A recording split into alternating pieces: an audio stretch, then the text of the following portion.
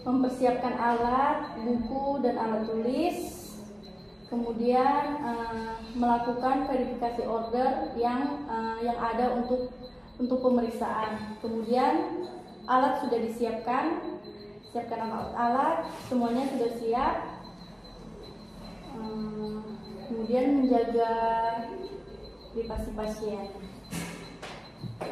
Permisi Mbak, selamat pagi. Pagi Mbak, silakan duduk Mbak. Ya.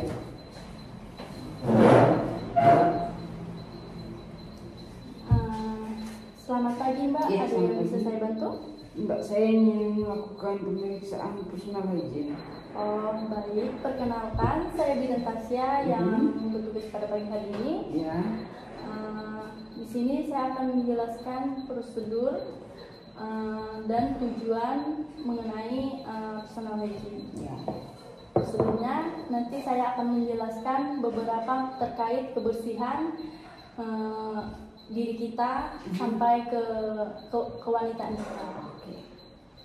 Kemudian untuk tujuannya supaya mengetahui tentang kebersihan diri kita dan supaya Mbaknya bisa melakukannya juga di rumah. Ya.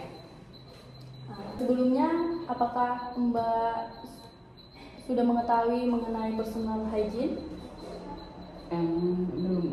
Belum ya? Ya. Baik Mbak, nanti saya akan menjelaskan pengertian mengenai personal hygiene ya Mbak ya. Ya. Baik Mbak, selanjutnya saya akan menanyakan identitas Mbaknya ya. Ya. Namanya siapa Mbak? Mbak Dian. Mbak Dian ya. Umurnya? 16 tahun. 16 tahun. Alamatnya? Di Maguwo. Di Maguwo ya. Ya. Baik. Selanjutnya, apakah Mbak sudah mengetahui mengenai kebersihan atau personal hygiene? Belum ya Bu ya. Kemudian saya akan menjelaskan pengertian personal hygiene. Ya. Yaitu perilaku yang berkaitan dengan tindakan untuk memelihara kesehatan dan juga upaya menjaga kebersihan pada daerah kewanitaan ya Pak ya. Kemudian menjelaskan mengenai faktor-faktor yang mempengaruhi perilaku personal hygiene.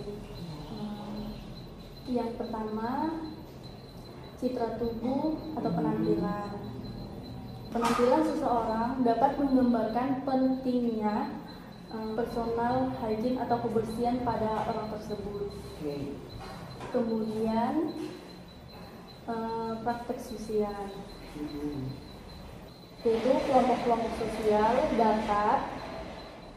dapat mempengaruhi perilaku kebersihan. Kemudian ada anak-anak yang selalu dimanja pada kebersihan. Kemudian yang ketiga, tingkat ekonomi. Ekonomi seseorang dapat mempengaruhi jenis tingkat kebersihan seseorang. Misalnya kan kalau kita mau beli sabun dan itu sampo, nanti kita memerlukan uang untuk masuk ke situ. Kemudian pengetahuan tentang menstruasi. Pengetahuan yang baik dapat mempengaruhi perilaku kesehatan, karena dengan ketidaktahuan dapat mempengaruhi perilaku kesehatan yang tidak diterapkan dengan benar dan akan menimbulkan penyakit pada saluran reproduksi. Kemudian itu faktor budaya. Kepercayaan budaya seseorang dan nilai pribadi dapat mempengaruhi kebersihan. Misalnya orang dari latar budaya yang berbeda, meliputi praktek perawatan dirinya yang berbeda. Kemudian kebiasaan seseorang, jadi setiap seseorang memiliki keinginan dan pilihan tentang perlengkapan mandi, kapan untuk mandi, kemudian tanya bersyukur, dan kayak perawatan buat rambutnya sendiri kayak gitu. Kemudian kondisi fisik seseorang, misalnya kondisi fisik pada sakit tertentu, biasanya untuk merawat diri kita berkurang dan memerlukan bantuan seseorang untuk melakukannya. Kemudian indikator dalam personal hygiene saat menstruasi. Yang pertama, perawatan kulit dan wajah. Biasanya itu paling sensitif pada kulit seseorang, terutama pada remaja putri, seperti masalah jerawat, penampilan. Biasanya pada saat menstruasi, kerja pada kelenjar sebasius akan meningkat, sehingga produksi keringat semakin meningkat. Kemudian untuk kebersihan rambut, menjaga kebersihan rambut itu sangat penting, karena pada saat menstruasi kepala cenderung lebih berminyak dan berkeringat, sehingga menimbulkan timbulnya ketombe.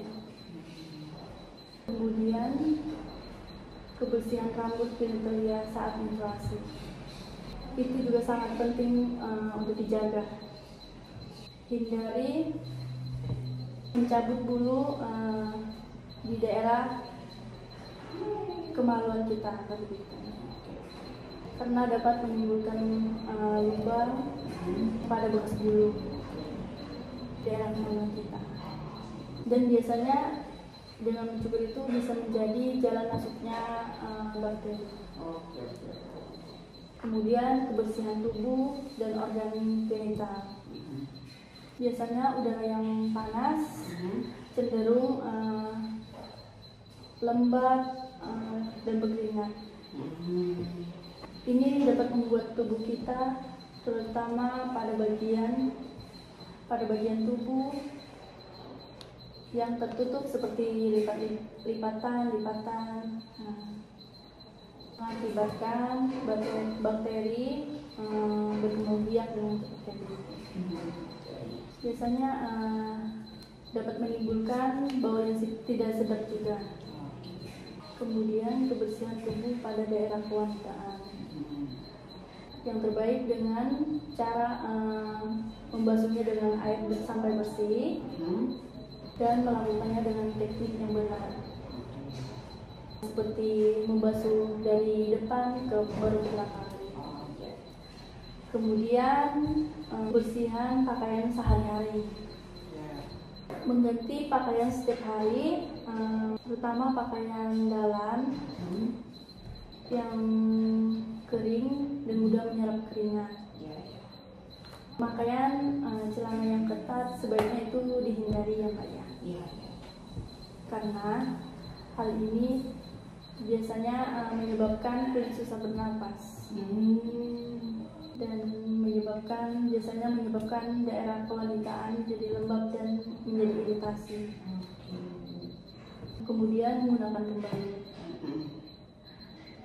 Biasanya Mbaknya menggunakan pembalut sehari berapa kali? Biasanya 2-3 kali sehari. Kemudian pilihlah pembalut yang bersih dan tidak berwarna,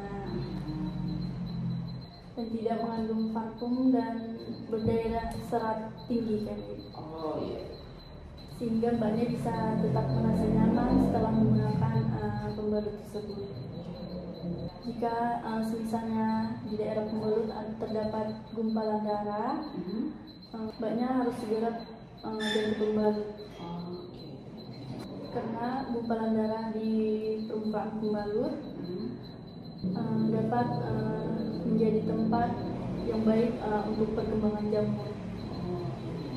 Kemudian menjelaskan tindakan personal hygiene saat menstruasi.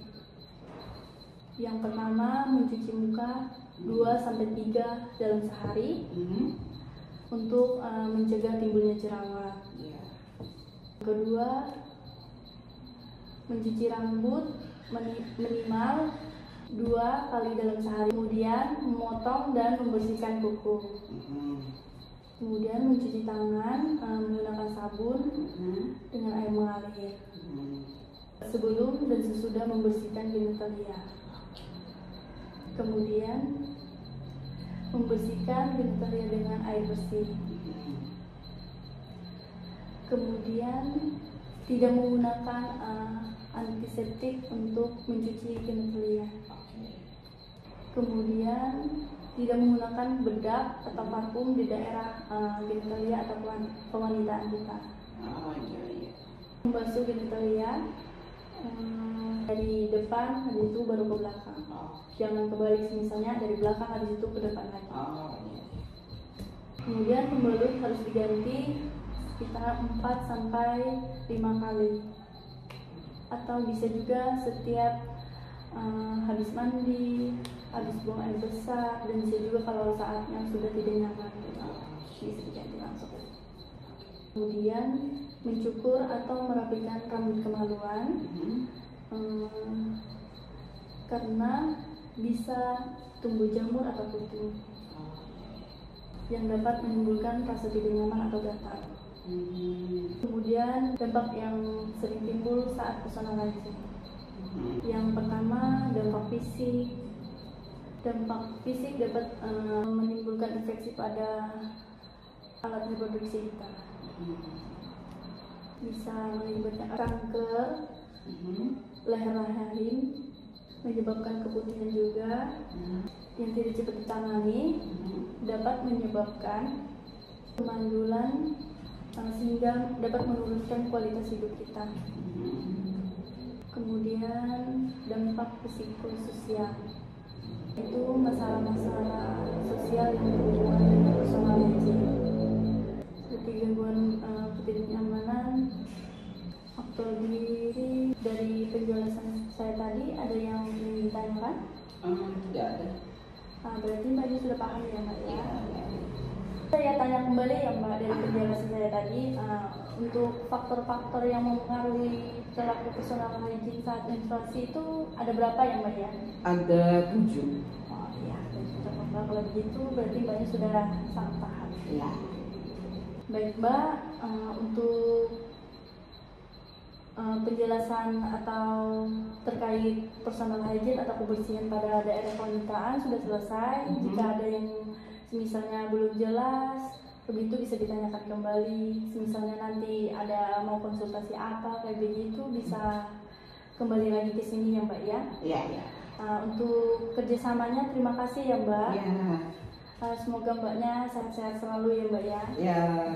Terima kasih Mbak. Ya, terima kasih Mbak Tasya. Iya. Selamat pagi. Pagi. Hati-hati di jalan Mbak. Ya.